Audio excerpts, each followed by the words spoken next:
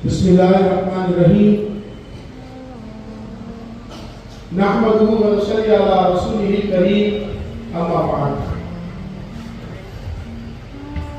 मैं सबसे पहले प्रार्थना से शुरू करूंगा इस कार्यक्रम का।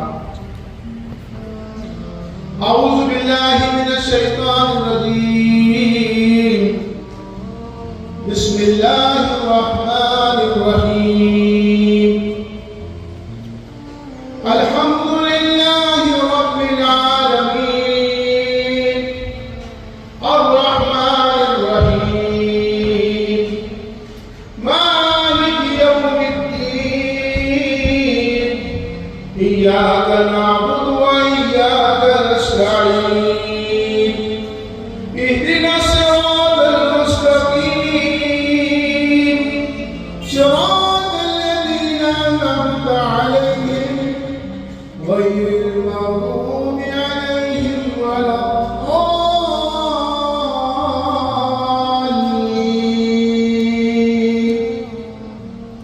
चूंकि मैंने कुरान की आयत से और उसको अरबी में मैंने उस प्रार्थना को पढ़ा, अब एक प्रार्थना जो कि मैं हिंदी में उस प्रार्थना को आपके सामने प्रस्तुत करूंगा। बिस्मिल्लाहिर्रहमानिर्रहीम। भावना दिन रात मेरी सब सुखी संसार हो, सत्य संयम शील का व्यवहार बारंबार हो, धर्म के विस्तार से संसार का उद्धार हो, पाप का परित्याग हो और पुण्य का संचार हो, ज्ञान की सद ज्योति से अज्ञान का नाश हो, धर्म के सद आचरण से शांति का आभास हो, शांति सुख आनंद का प्रत्येक घर में वास हो, वीरवाणी पर सभी संसार का विश्वास हो।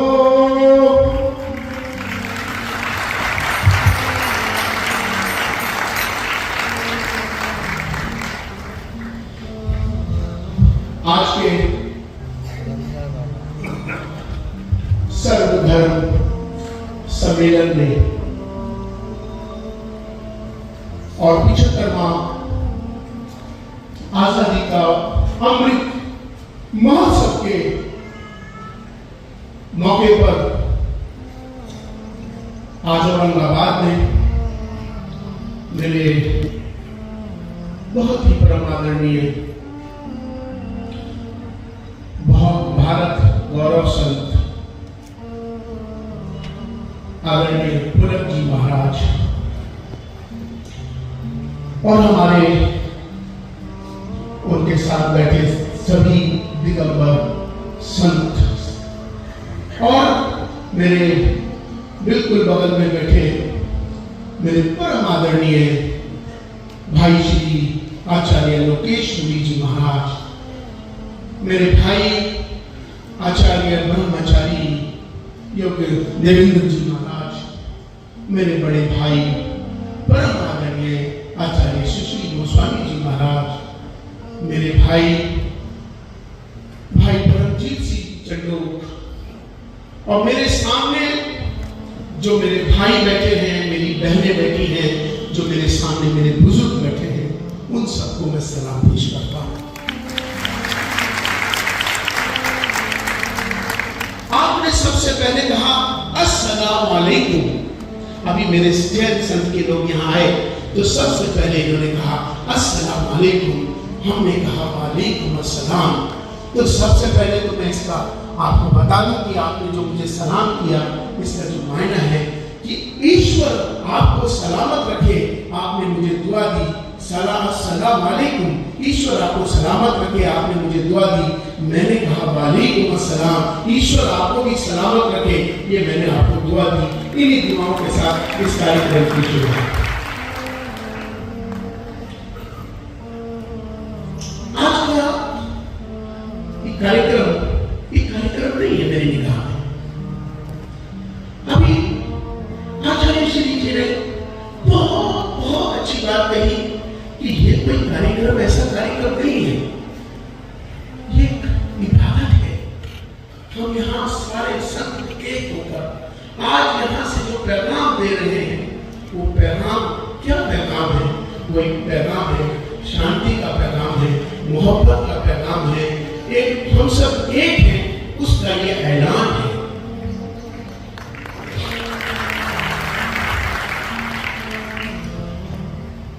आचार्य श्री एक पवित्र आत्मा है। ये जितने भी संत यहाँ बैठे हैं सब एक पवित्र आत्मा है। इन्होंने कहा ना, आचार्य श्री फरमा रहे थे कि मैं तो आज आपको याद किया। आचार्य श्री तो हमेशा दिल में रखते हैं हम सब लोगों को, क्योंकि ये खुद एक ऐसे आचार्य, एक ऐसे संत हैं जिनकी निगाह में मानव है, इंसान और इंसानियत है। इसी पैगाम को आप करते हैं। मैं आपको सबसे पहले ये कहना चाहता हूँ, सारे समाज को ये बताना चाहता हूँ कि दिगंबर, खास तौर पर दिगंबर संत तो संत होते हैं, चाहे वो श्वेतांबर हो, चाहे वो इस्लाम के हो, सभी संत हैं। लेकिन दिगंबर जो संत होता है, वो संत की जो तपस्या है, वो इतनी कठिन तपस्या, उनका दिनचर्या मैं इतना प्रभावित हूँ कि मैं आपके सामने बयान नहीं कर सकता। इन्होंने अपना सारा जीवन सिर्फ समाज के लिए समर्पित किया है, हम सब लोगों के लिए समर्पित किया है। इनका अपना कोई जीवन नहीं होता, ये सिर्फ समाज के लिए जीते हैं और समाज के लिए ही सब कुछ करते हैं। ऐसी इनकी जो भावना होती है, ऐसी इनकी दुआएं होती हैं। तो मैं इस मौके पर एक बात तमाम सारे समाजों को ये कहना चाहता हूं कि जब भी कोई दिगंबर संत आपके इलाके से गुजरे, सड़कों के किनारे से गुजरे, तो आप सबसे पहले उन संतों का सम्मान करना चाहिए। उन संतों का अगर आप सम्मान करेंगे, उन संतों की जो दुआएं आपको मिलेंगी, आप सोच नहीं सकते। ये बहुत ऐसे संत हैं जो अपना जीवन सिर्फ समाज के लिए, देश के लिए, मानवता के लिए अपना गुजारते हैं। तो ऐसे संतों का आप दर्शन भी करें और जब सड़क पे गुजरे तो गाड़ियों को, क्योंकि देखो मैं आज आपको बता दूं, चाहे श्वेतांबर संत हो, चाहे दिगंबर संत हो, पैदल चलते हैं, उनका अपना एक नियम होता है और वो सड़क के किनारे किनारे चलते हैं। और जब गाड़ियां चलती हैं तो मैं तमाम सबको आज ये कहना चाहता हूँ कि जब भी सड़क से हमारे दिगंबर संत या श्वेतांबर संत, कोई भी संत अगर सड़कों से गुजरे तो वहां पर गाड़ियां एक रोक दी जाए और एक साइड से गाड़ियां गुजारी जाए। क्योंकि मेरे बहुत सारे संतों का एक्सीडेंट हो गए, वो इस दुनिया से चले गए, क्योंकि एक संत का जाना एक बहुत बड़ी क्षति का नुकसान पहुंचता है। तो अपने संतों का सम्मान करें, उनके लिए उनसे दुआएं जरूर लें, गाड़ियां रोकें, उनके लिए उनको नमस्कार करें, उनका आदर सम्मान करें, उनकी दुआएं लें। मैं आपको ये कहना तो बहुत कुछ चाहता था। मैं एक बार आचार्य मेरे भाई लोकेश मुनि जी कहने लगे कि इमाम साहब नाकोड़ा चलना है आपको। हमने कहा भाई नाकोड़ा कहाँ है? तो कहने लगे कि मेरी जन्म स्थली है बालोतरा, आपको मैं वहां लेकर जाऊंगा। मैंने कहा भाई जरूर हम लोग चलेंगे। तो हमारा भारतीय धर्म संसद का एक दल नाकोड़ा पहुंचा और नाकोड़ा पहुंचने के बाद जब हम वहां से वापस आ रहे थे तो हमें रास्ते में एक पैगाम आया हमारी एक बहन का, हमारी एक जैन बहन, दिगंबर बहन, वो अपने घर में संधारा ले रही थी और वो संधारा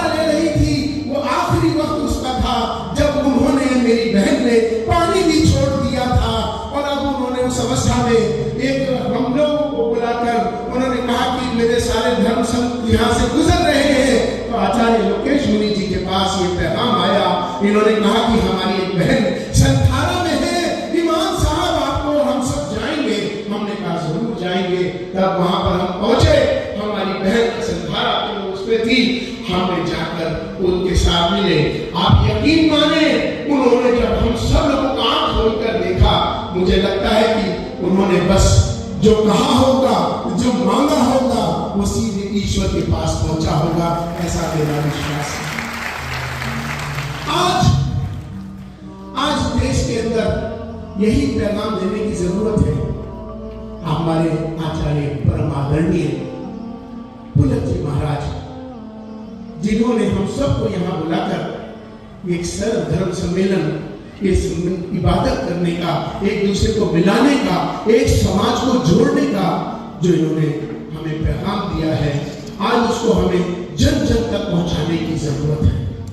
आपको बता दूं, आचार्य श्री ने मुझे आज जो भेंट करी, मैं उसे पूरा जीवन भर नहीं भूल पाऊंगा, क्योंकि आज उन्होंने मुझे ये माला दी है, और ये माला दी के उन्होंने कहा है कि इमाम साहब ये माला आप जपते रहिएगा, ईश्वर का नाम लेते रहिएगा। महाराज मैं तो जब तक रहूंगा, ये माला आपकी मेरे हृदय में रहेगी, मेरे मन में हमेशा रहेगी, हमेशा आपकी यादें मुझे इस माला के साथ जोड़ के रखेगी। आपने ये जो माला पिरोई है, ये आज सारे संतों को मिला के ये जो एक माला बनाई है, इस माला को भी हम हमेशा याद रखेंगे। इसीलिए आज ये माला सबको मिला देने का मकसद ये माला है। आज उन्होंने मुझे एक कुरान की भेंट की। कुरान एक संत, दिगंबर संत, अगर कोई किसी संत को अगर कुरान देता है, उसको, क्योंकि ये हिदायत की किताब है सारी इंसानियत के लिए, पूरी कायनात के लिए, तो मैं इसके लिए भी आपको आभार प्रकट करता हूँ, इसके लिए बहुत आभार प्रकट करता हूँ, और बहुत आपका शुक्रगुजार भी करता हूँ, और अल्लाह ताला से दुआ करता हूँ कि अल्लाह ताला आप सबको हिदायत की तौफीक अता फरमाए। आज मैं इस मौके पर, एक समय आने वाला है क्षमा वाणी का, अगले महीने पर है क्षमा वाणी का। मेरे परम आदरणीय आचार्य श्री जी ने कहा कि लखनऊ के अंदर जब भगवान महावीर की मूर्ति को कुछ चंद लोगों ने खंडित किया, हर समाज में अच्छे लोग ज्यादा हैं, याद रखना, हर समाज में अच्छे लोग ज्यादा हैं, हर समाज में चंद लोग खराब भी होते हैं, लेकिन अगर चंद दो चार खराब है तो सारा समाज खराब है, ऐसा बिल्कुल नहीं है मेरे भाइयों बहनों। ऐसे संत जी देखिए आपके सामने मौजूद है कि जो सभी संतों का, सभी धर्मों का सम्मान कर रहे हैं। तो मैं आचार्य श्री से मिलने के बाद मैंने आचार्य जी से वादा किया था कि आचार्य जी, जहां पर मूर्ति खंडित की है, लोगों को तो सजा मिलेगी, वो तो वो देगा जिसे देनी चाहिए, लेकिन आपने बहुत बड़ा काम कर दिया, आपने उनको सबको क्षमा कर दिया। इससे बड़ा और क्या बात हो सकती है महाराज? आपने उसी वक्त मुझसे कहा था कि हमने सबको क्षमा कर दिया।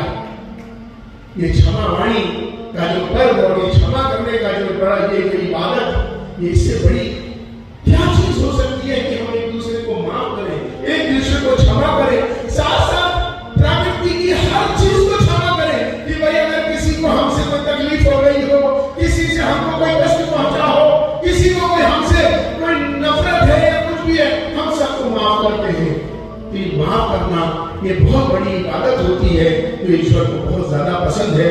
मैं आज इस मौके पर यही कहना चाहता हूं कि अपने समाज, कोई भी धर्म हो, सबकी सब इज्जत करनी चाहिए। हमारे सबकी धर्म जरूर अलग हो सकते हैं, हमारी सबकी जातियां जरूर अलग हो सकती हैं, हमारे इबादत करने के तरीके जरूर अलग हो सकते हैं, लेकिन हमारे यहाँ जो सबसे बड़ा धर्म है वो इंसान और इंसानियत का धर्म है। हम भारत में रहते हैं, हम सब भारतीय हैं। आओ हम सब मिलकर भारत को मजबूत करें, भारतीयता को मजबूत करें। राष्ट्र सर्वोपरि है, हमेशा इसका हमें ख्याल रखना चाहिए। बहुत कुछ कहने के लिए था, बस यही मैं कहना चाहता हूँ कि हम सब आपस में मिलकर प्यार मोहब्बत से रहें। एक वाकया, चूंकि अभी एक त्यौहार हमारा कुर्बानी का होता है, जो अभी तो तकरीबन एक महीना पहले गुजरा है, जिसको बकरा ईद कहते हैं, कुर्बानी का त्योहार। एक बार क्या हुआ कि दिल्ली के अंदर ग्रेटर कैलाश में हमारे एक मुरीद जो कि न्यू फ्रेंड्स कॉलोनी में, क्या बात की आपने याद दिला दिया, न्यू फ्रेंड्स कॉलोनी में हमारे एक सलीम कुरैशी और जैन साहब का दोनों बंगला बगल बगल में। अब मुझे इस बात का खबर लगी कि जैन साहब जो है, जब कुर्बानी का जब हमारा पर्व आता है तो एक 15 दिन पहले जैन साहब अपना घर छोड़ के कहीं चले जाते हैं। ऐसा मेरे सामने बात आई तो मुझे मालूम हुआ, तो मैंने अपने लोग भेजे और सलीम कुरैशी को अपने पास बुलाया। मैंने सलीम एक बात बताओ, तुमको मालूम है कि तुम्हारा पड़ोसी जैन है? उसने कहा हाँ जैन साहब है। तो कहता मैं संबंध कैसे है? कहते संबंध तो ठीक है लेकिन बातचीत नहीं होती है। तो मैंने कहा आपने इस पर विचार किया कि तुम्हारा पड़ोसी तुम्हारे साथ बातचीत नहीं रख रहा है, ऐसा कौन सी वजह है? तो कहते मुझे नहीं मालूम। मैंने कहा सुनो, इसकी वजह मुझे मालूम हो गई है। मुझे पता चला है कि जब हमारा जो है कुर्बानी का पर्व आता है तो वो जैन साहब एक महीने घर छोड़ के चले जाते हैं। हर साल का ये कर्म होता है। लेकिन आपने कभी उनसे ये कहा कि जैन साहब आपको तकलीफ हो रही है, चूंकि आपको दिक्कत हो रही है, तो उन्होंने कभी आपसे कहा होगा? नहीं।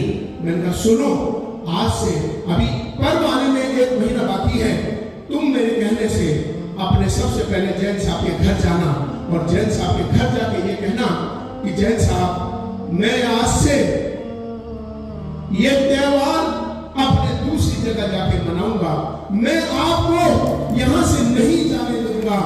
और वो यही हुआ कि जैन साहब के जब घर गया तो जैन साहब की बेटी का दरवाजा खोला तो उनकी जैन साहब की बेटी हैरान हो गई कि सलीम भाई कैसे आए। सलीम भाई ने कहा कि मैं आज मिलने आया हूँ भाई साहब से, और मैं आप ये तय किया है कि इस साल नहीं, हमेशा हर साल का ये पर्व आएगा तो मैं 1 महीने पहले अपनी आपको जाने की जरूरत नहीं है, मैं जाऊंगा यहाँ से अपना पर्व मनाने के लिए, लेकिन मैं आपको कोई तकलीफ नहीं दूंगा। उसका नतीजा ये निकला कि दोनों के अंदर ऐसा प्रेम हुआ, दोनों चूंकि कारोबारी थे, दोनों के अंदर कारोबार हो गया, दोनों भाई मोहब्बत से रहने लगे। ऐसी मोहब्बत हुई कि एक मिसाल बन गई दोनों की कि दोनों कारोबार में आगे जाने लगे, खूब कामयाब होने लगे। तो आज कहने का मकसद यही है कि जब हम एक दूसरे का सम्मान करेंगे, एक दूसरे के धर्मों का सम्मान करेंगे, एक दूसरे की महापुरुषों का सम्मान करेंगे, तो हमको भी पूरा सम्मान मिलेगा। आज हमारे आचार्य श्री ने जो हमको सम्मान दिया है, ये सम्मान इनको लिए, किसी को सम्मान सबके लिए होगा। तो यही हमारी मकसद है, यही हमारा पैगाम है। आज मैं इस मौके पर इस बहुत ज्यादा कुछ न कहते हुए अपनी बात को ही अब मैं खत्म करने जा रहा हूँ, क्योंकि समय की मर्यादा है। लेकिन मैं चलते चलते एक बात आपके सामने जरूर कहना चाहता हूँ, क्योंकि मेरी मातृशक्ति यहाँ बैठी है। अगर मैं मातृशक्ति के बारे में कुछ ना कह देता हूँ तो मेरा इंसाफ नहीं होगा। ये मेरी माँ है, ये मेरी बहनें हैं। आपको मालूम है, नसीहत कर रहा हूँ सबके लिए।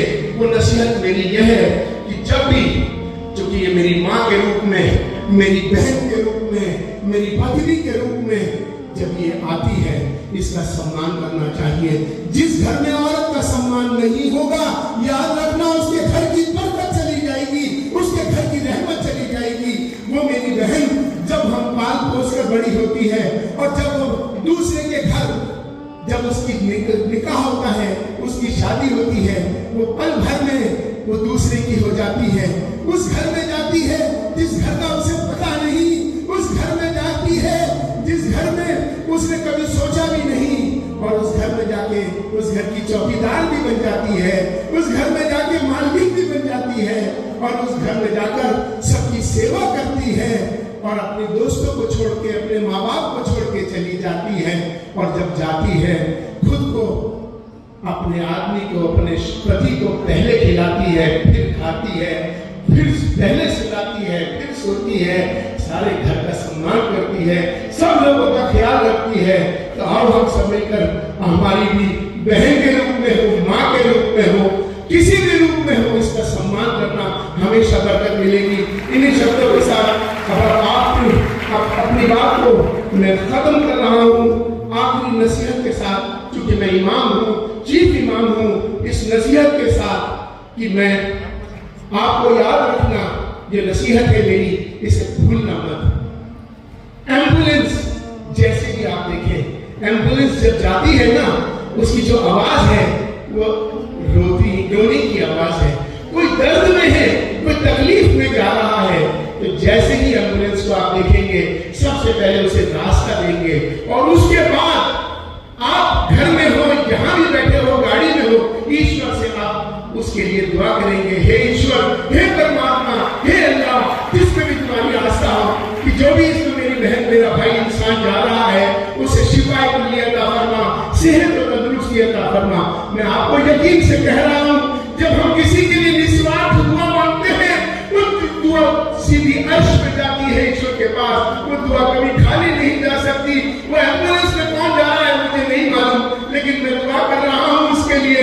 इससे बड़ी इबादत, इससे बड़ी मानवता कोई और नहीं हो सकती। हो सकता है कि एक दिन मैं भी उस एम्बुलेंस में जा सकता हूं, आप भी उस एम्बुलेंस में जा सकते हैं, और कोई हमें दुआएं कर रहा हो जो हमको जानता भी नहीं, उसके लिए हम प्रार्थना दुआएं कर रहे हो सेहत के लिए, तो इससे बड़ी इबादत क्या हो सकती है। हम सब भी जब भी एम्बुलेंस देखेंगे, सबके लिए दुआएं मांगेंगे। इन्हीं शब्दों के साथ मैं अपना आभार प्रकट करता हूं हमारे परम आदरणीय मेरे श्री आचार्य श्री भगत जी महाराज, इन्होंने हम सबको यहाँ बुला के इज्जत बख्शी। हम उनके लिए दुआगु हैं और हम सबको इसी तरह से नेक रास्ते पे, अच्छे रास्ते पे चले।